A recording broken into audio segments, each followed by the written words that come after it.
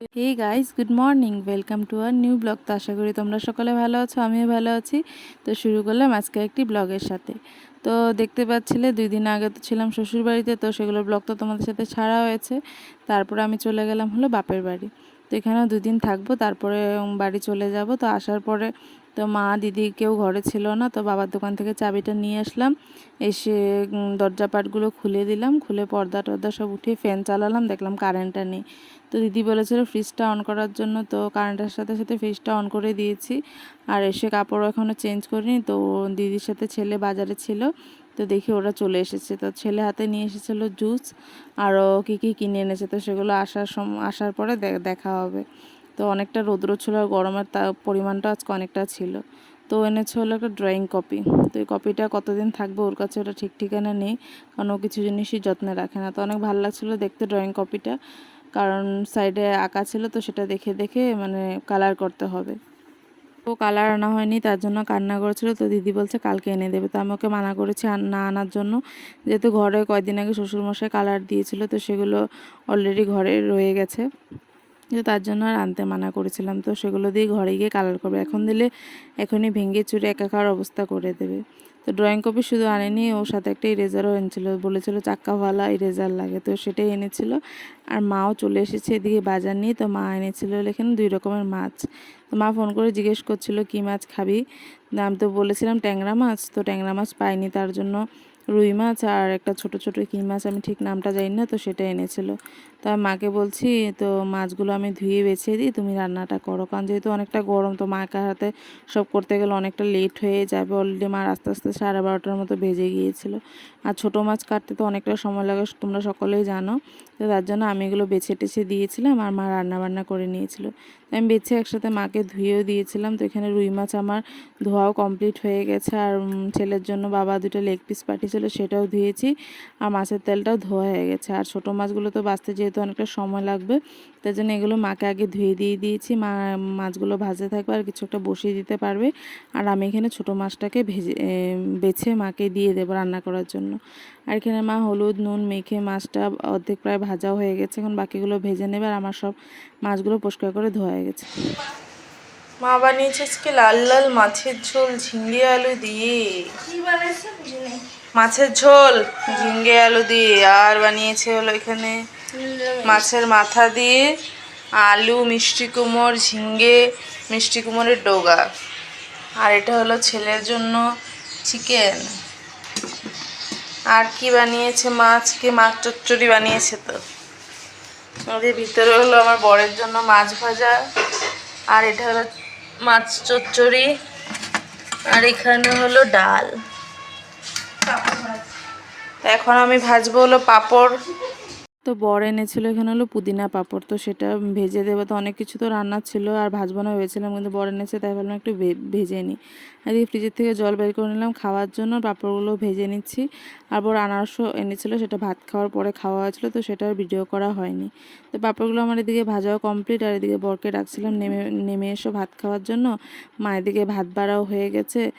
আর গরমের সময় এতগুলো তরকারি দিয়ে ভাত খেতে একদম ইচ্ছা করে না, তবু বসে পড়লাম ভাত খেতে। তো ছেলেকে এদিকে আমি খাইয়ে দিচ্ছি আর আমি আমারটা নিয়ে নিচ্ছি। তো খাওয়া দাওয়ার পর সন্ধ্যার সময় উঠে বিকেলবেলাতে একটু রেস্ট করেছিলাম, সন্ধ্যার সময় উঠে চলে গেলাম দিদি আর আমি বাজারে। তো এখন যেহেতু বাপের বাড়ি আসলে আর বাজার টাজার যাওয়া হয় না, ঘর থেকে বের হতে ইচ্ছা করে না, তো দিদি বললো তার জন্য গেলাম। তো বর আমি আর দিদি গেলাম, ছেলে মার সাথে ঘরে আছে। তো যাওয়ার পর এখানে সবুজ চুড়ি কিনলাম, আইসক্রিম খেলাম, আর মিষ্টি দোকানে ঢুকে তো দিদি বললো কী খাবি, তো মিষ্টিটা আমি নিলাম।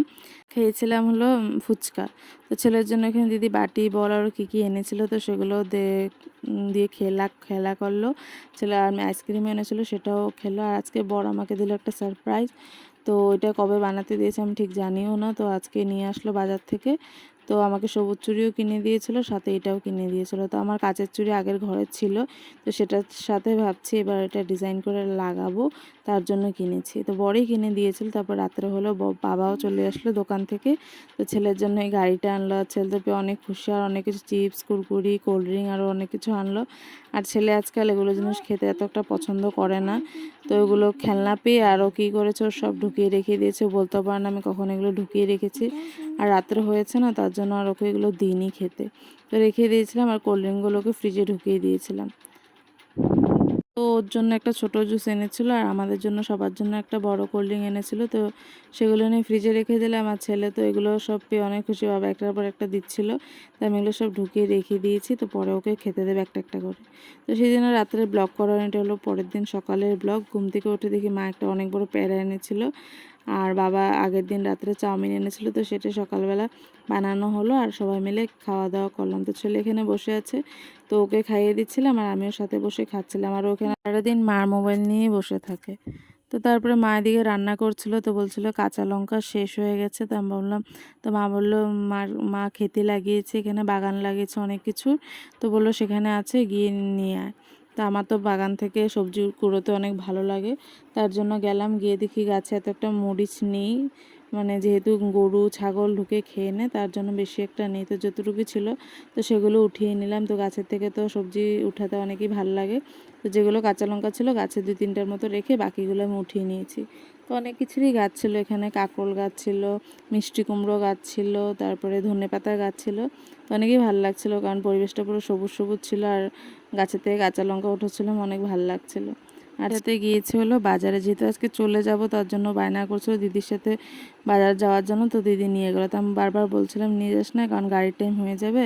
তো বললো চলেই আসবো, তার জন্য গেছে। তো এসেও পড়েছে টাইমের আগে। তো ছেলেকে খাইয়ে দিয়ে তো রেডি করতে অনেকটা সময় লাগে। মাকে বলেছিলাম আজকে বেশি কিছু বানাতে না, হালকা পাতলাই বানাতে। তো মা তো অনেক কিছু বানিয়ে নিল আজকে আবারও। আর গরমের মধ্যে না বেশি কিছু খেতে ভালো লাগে না। তো এখানে কয়েকটা মাত্রই কাঁচা লঙ্কা ছিল, তো সেগুলো উঠিয়ে নিয়ে ঘরে চলে গেলাম। মাছের তেল বানাবো, তো সেটার মধ্যে দেওয়ার জন্য ধনেপাতা মা উঠিয়েছে ওইদিকে। তো ধনেপাতা দিয়ে আর কাঁচা লঙ্কা দিয়ে মাছের তেলটা বানিয়েছিলাম, আর সেটা আমিই বানিয়েছিলাম। তো মাকে বলছিলাম দাও আমি বানাই আজকে মাছের তেলটা। তো এদিকে কাঁচা লঙ্কা এনে মাছের তেলটাও বানানো হয়ে গেছে। আর মা এদিকে বানিয়েছিল হলো পাট শাক কাঁঠাল বিচি দিয়ে, তো অনেক ভালো লেগেছিলো খেতে। আর বানিয়েছিল একটা নিরামিষ সবজি, তো সিম বিচি দিয়ে বানিয়েছিল, বর খাবে বলছিল তার জন্য। আর বানিয়েছিল হলো চিকেন, যেহেতু ছেলে চিকেন ভালোবাসে তার জন্য চিকেন বানানো হয়েছিল। আর এদিকে বানানো হয়েছিল চিকেন দিয়ে একটু আলু দিয়ে ভাজা আর মাছের তরকারি ছিল।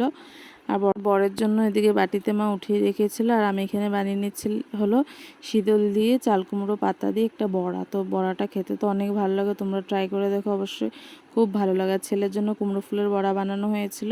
আর এখানে মা স্যালাড কেটে নিয়েছে, শসা আর লেবু। দুপুরে খাওয়া দাওয়ার পর ডিরেক্ট চলে গেলাম হলো রাতের খাওয়া। আর বাবা তারা আজকে আমাদেরকে যেতে দেয়নি, কারণ রাত্রে বাবা বিরিয়ানি এনেছিল। এদিকে বিরিয়ানি চিকেন, দুপুরের চিকেনও কিছুটা ছিল, তো সেগুলো দিয়ে খেয়ে নিলাম রাতের খাবার দাওয়া। চিকেন কিমা ছিল সাথে, তো অনেক ভালো লেগেছিলো, অনেকদিন পর বিরিয়ানি খেয়েছিলাম। খাওয়া দাওয়ার পর বর এনেছিল বাদাম, তো সেগুলো খেয়ে সবাই রাত্রেবেলা শুয়ে পড়লাম। আজকের ব্লগটি এই পর্যন্ত। যদি ভালো লেগে থাকে অবশ্যই like comment share and subscribe করে দিও।